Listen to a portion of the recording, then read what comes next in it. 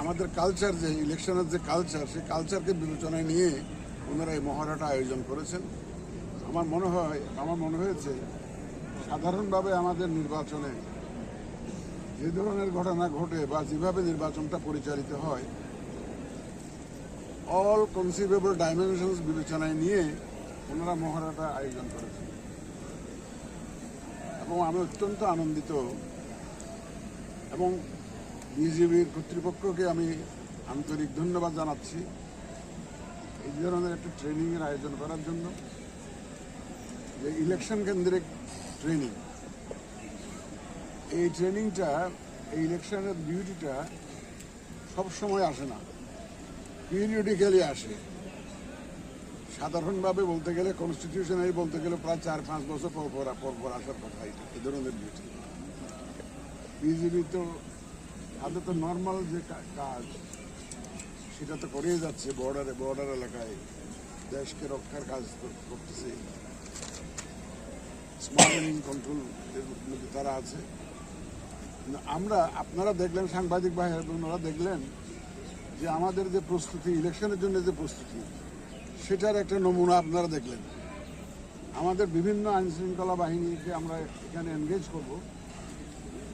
এটা আমার তৃতীয় পরিদর্শন। আমি এর আগে পুলিশের ট্রেনিং প্রোগ্রাম আমি দেখেছি, তারা 130টা সেন্টারে ইলেকশন কেন্দ্রিক প্রশিক্ষণ দিচ্ছে তাদের সদস্যদের, পুলিশের।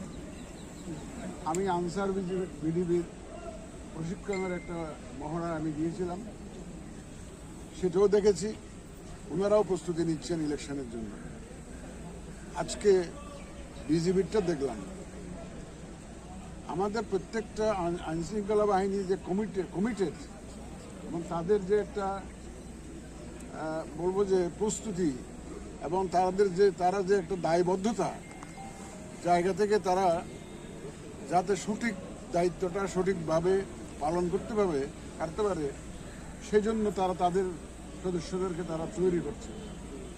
আমি অত্যন্ত আনন্দিত এবং আমাদের নির্বাচন কমিশনের পক্ষ থেকে আমি বিজিবির কর্তৃপক্ষকে আবার ধন্যবাদ জানাচ্ছি এই ধরনের প্রশিক্ষণের আয়োজন করার জন্য।